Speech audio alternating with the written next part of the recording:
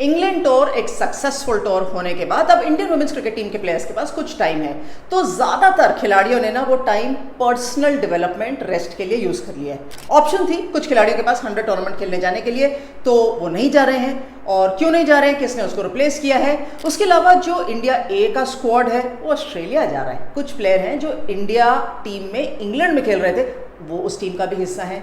उसके अलावा 100 टूर्नामेंट में जो खिलाड़ी नहीं जा रहे उसको रिप्लेस किसने किया है? और यूपी वॉरियर्स का एक नया कोच आ चुका है। ये सब के बारे में बात करेंगे, इंक्लूडिंग अब हरमनप्रीत कौर इस टूर से खुश है या नहीं, वुमेन्स वीकली शो पर।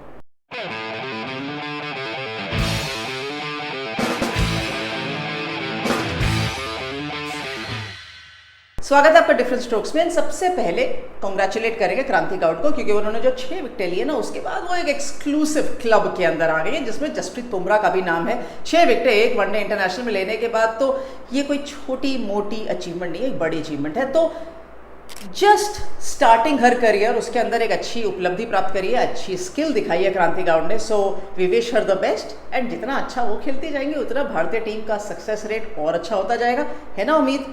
Fingers crossed. अब कुछ खिलाड़ी जो इंडियन टीम में खेल रहे थे, दैट इज राधा यादव, जस्तिका भाटिया, ये टीम इंडिया ए स्क्वाड जो ऑस्ट्रेलिया जा रहा है, और वो श्रृंखला बहुत जल्दी शुरू होने वाली है। इनफैक्ट अगस्त के अंदर ही शुरू होने वाली है। 3 वनडे, 3 T20, 1 टेस्ट खेलेंगे जो कि 4 दिन का होता है।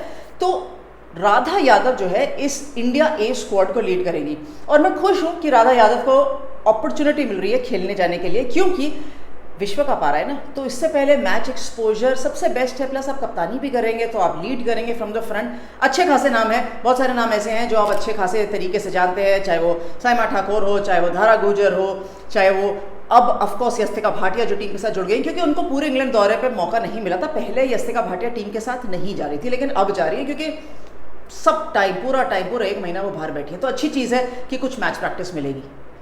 जो 2 खिलाड़ी इस टीम का हिस्सा होना चाहिए थे, that is Priya Mishra and Shriyanka Patil, अब वो दोनों नहीं जा रहे हैं। उनकी जगह प्रेमा रावत एंड धारा गुर्जर को टीम में शामिल कर लिया गया है। अब खास तौर पे मैंने इन दोनों का नाम इसलिए लिया है क्योंकि प्रिया मिश्रा, जहां तक मुझे याद है, इनका WPL अच्छा गया था, और उसके पहले जब इन्होंने Indian team that is last October में अगेंस्ट न्यूजीलैंड अपना डेब्यू किया था as a leg spinner, Delhi की प्लेयर, तो बहुत अच्छा खेली थी। फिर दोनों आयरलैंड टूर भी उनका अच्छा गया, लेकिन उसके बाद जो था ना, वो WPL के बाद एशिया कप की जो टीम बनी थी, जो एकदम से WPL के बाद खेलने गई थी भारतीय टीम, वो उस टीम का हिस्सा नहीं थी।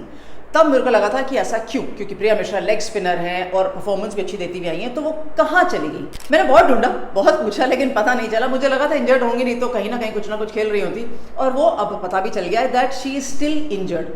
क्या इंजरी है ये पता नहीं। इसी के साथ श्रियंका पाटिल भी इंजरी लिस्ट में अभी तक कंटिन्यू कर रही हैं।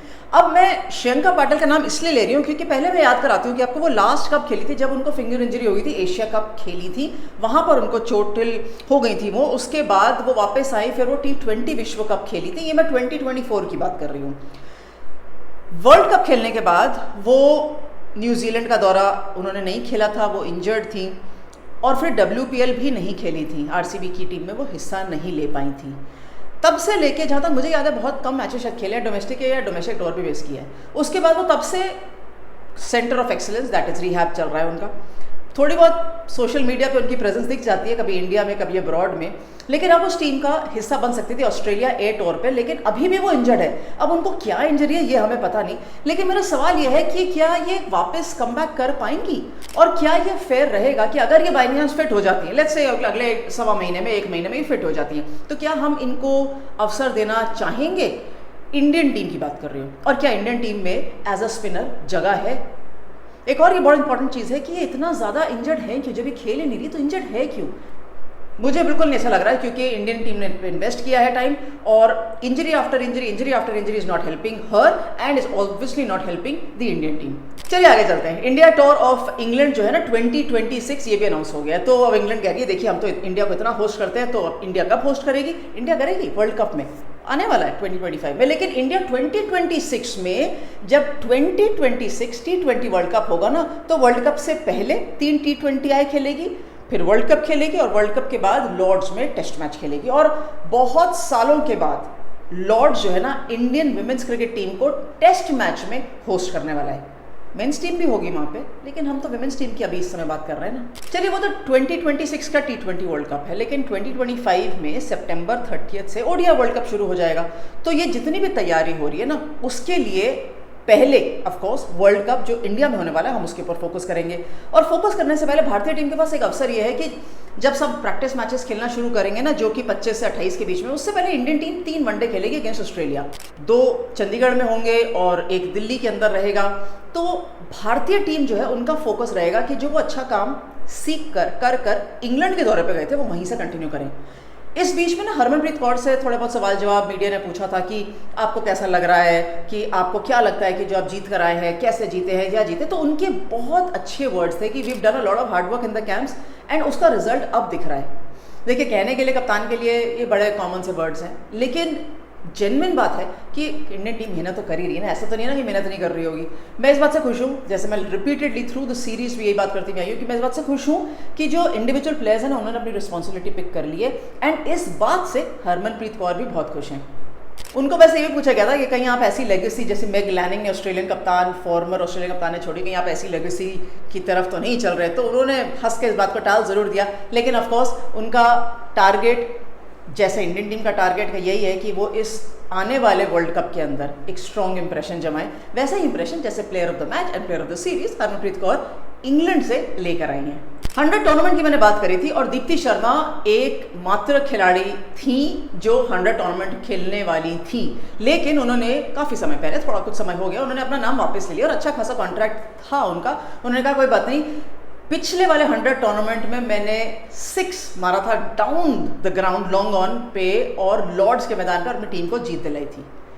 उस टीम के साथ वो इस साल हिस्सा नहीं ले पाएंगी, और सबसे बड़ा कारण ये है कि वो थोड़ा सा जो ब्रेक है ना, वो लेना चाहती हैं, रिकवर करना चाहती हैं, रेस्ट करना चाहती हैं। और मुझे लगता है अच्छी चीज़ है, क्योंकि जो 100 टूर्नामेंट है वो 5 से 31 अगस्त के बीच में खेला जाएगा। अब इस बीच में भी अगर आप खेल रहे होंगे तो फिर आप रिकवर कब करेंगे, क्योंकि 14 सितंबर से तो ऑस्ट्रेलिया का टूर है। अच्छी बात यह है, या एक डिफरेंट बात यह है कि चार्ली नॉट खिलाड़ी हैं ऑस्ट्रेलिया की, जिन्होंने दीप्ति शर्मा को रिप्लेस किया है। और चार्ली नॉट ऑस्ट्रेलिया ए की कप्तान रहेंगी राधा यादव के सामने।